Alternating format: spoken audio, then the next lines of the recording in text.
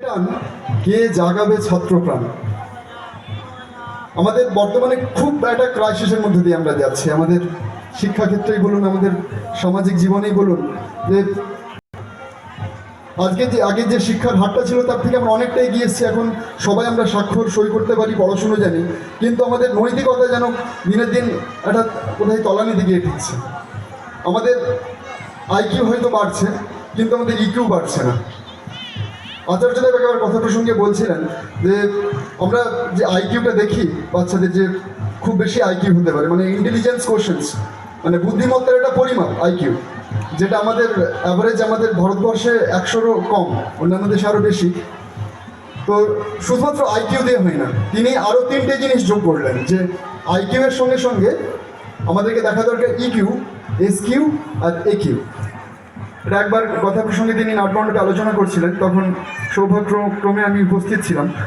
যে তিনি বললেন যে আইকিউ মানে হচ্ছে আমি একটা বিষয় পড়লাম, পড়ার পর সেটা কিভাবে গ্রহণ করছি, কতটা আমি নিতে পারলাম, সেটা আমার আইকিউ। যে খুব কম সময় আমি ক্যাচ করে নিচ্ছি, মাস্টারমশাই পড়াচ্ছেন ক্লাসরুমের মধ্যে, আমি খুব কম সময় সেটা নিতে পারছি, অর্থাৎ আমার আইকিউটা খুব বেশি।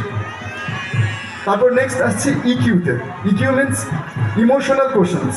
ইমোশনাল কোশ্চেন্স মানে হচ্ছে, ঠাকুর বলেন যে অনুভূতির দ্বারা যা জানা যায় তাই জ্ঞান, অর্থাৎ সেটা আমার অনুভূতিকে কতটা স্পর্শ করলো।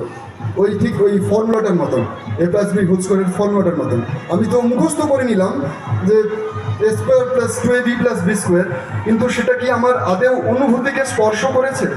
সেটা যে একটা বর্গ, সেইখান থেকে এটা আসছে, সেটা কি আমার অনুভূতিকে স্পর্শ করেছে? সেটা হচ্ছে ইকিউ। যার অনুভূতির অতল স্পর্শী হয় তার ইকিউ তত বেশি, অর্থাৎ সেটাও কিন্তু আমাদের জানা দরকার। তারপর আসছে এসকিউ, মানে সোশ্যাল কোশ্চেন্স। আমি যেটা জানলাম, আইকিউ হলো, ইকিউ হলো, এরপর সেটাকে আমি কিভাবে অ্যাপ্লাই করব। আসল কথা যে আমার বিদ্যাটা যদি আমি প্রয়োগ না করি, সেটাকে বলা হয় রোগ। আচার্যদেবের কথা, যে বিদ্যা যদি প্রয়োগ না হয় সেটা আমার রোগে পরিণত হয়। তাই আমি ওই ফর্মুলাটা কোথায় ব্যবহার করব, কিভাবে ব্যবহার করব, আমার কি আদেও কোনো সামাজিক কাজে লাগবে? এই যে নানা রকমের গবেষণা হচ্ছে ল্যাবরেটরিতে, মানবজাতির যে আমাদের প্রতিদিনকার জীবনযাত্রা, তার মান উন্নয়ন করার জন্য নানা রকমের গবেষণা হচ্ছে, সেইখানে কি এই ফর্মুলাটা কোথাও কোনোভাবে কাজে লাগবে? সেটা অ্যাপ্লাই করাটা হচ্ছে সোশ্যাল কোশ্চেন্স। আর তারপর নেক্সট আসছে অ্যাডভার্সিটি কোশ্চেন্স। অ্যাডভার্সিটি কোশ্চেন্স মানে হচ্ছে যখনই আমি কোনো একটা বিরুদ্ধ পরিবেশের সম্মুখে গিয়ে দাঁড়াবো, কোনো একটা আমার হস্টাইল কিছু একটা আমার সামনে এসে দাঁড়াবে, আমার পরিপন্থী যান, সেইখান থেকে আমি নিজেকে কীভাবে রেস্কিউ করব। আমরা বাধা আসলেই আমরা সচরাচর ভেঙে পড়ি, বাধা আমাদেরকে দুমড়ে মুষড়ে দেয়। কিন্তু ঠাকুরের জগতে এসে দেখলাম, আচার্যদেবের সঙ্গ করে শুনলাম যে বাধাকে বাধ্য করে চলতে হয়, আর সেটাই হচ্ছে অ্যাডভার্সিটি কোশ্চেন্স।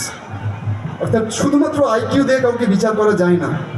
আইকিউ দিয়ে একটা সাময়িক বুদ্ধিমত্তা মাপ আমরা করতে পারি, কিন্তু তার ইকিউ, এসকিউ আর একিউ সেগুলো যদি সাথে সাথে ডেভেলপড না হয়, তাহলে কিন্তু শিক্ষার বিকাশটা পরিপূর্ণ হয় না।